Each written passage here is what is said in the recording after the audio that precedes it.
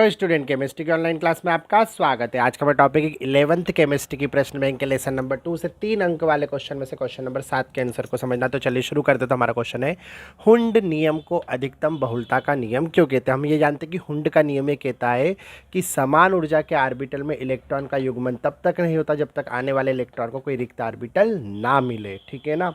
अब क्या होता है, हुंड के नियम में अधिकतम बहुलता शब्द इस्तेमाल क्यों किया जाता। अधिकतम बहुलता का मतलब होता है मैक्सिमम, मतलब अधिक।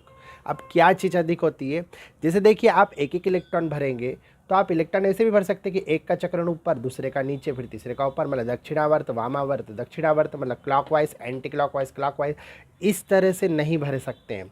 जब भी आप एक एक इलेक्ट्रॉन भरे तो उनके चक्रण समान होने चाहिए, मतलब जिसका कुल चक्रण मान अधिकतम होता है, यही बहुलता को क्या करता है, शो करता है। ठीक है ना।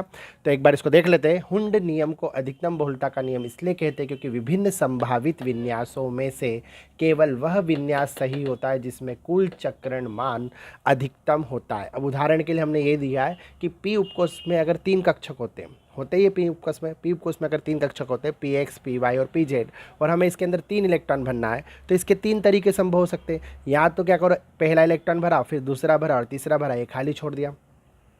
दूसरा तरीका ये हुआ कि इलेक्ट्रॉन इधर भरा पहले कक्षक में एक्स में, फिर कक्षक चक्रण क्या कर दिया, उल्टा कर दिया, फिर चक्रण सीधा कर दिया। ठीक है। तीसरा तरीका होता है कि सब में बराबर इलेक्ट्रॉन भरे एक एक करके और सबके चक्रण कैसे रखे, समान रखे। तो ये दोनों क्रम गलत होंगे, ये वाला सही होगा जिसमें हमने एक एक इलेक्ट्रॉन भरे और चक्रण भी क्या करें, समान रखें। अतः समान ऊर्जा के आर्बिटलों में इलेक्ट्रॉन पहले एक एक भरे जाते हैं, एक एक भरे जाते हैं और उनका प्रचक्रण जो होता है वो समांतर होता है। इसके बाद इलेक्ट्रॉन क्या होंगे, युग्मन होना शुरू होंगे। तो उम्मीद है आपको इसका आंसर समझ में आ गया। मिलते हैं अगले वीडियो में अगले टॉपिक के साथ, तब तक आप पढ़ते रहिए। Best of luck for your exam.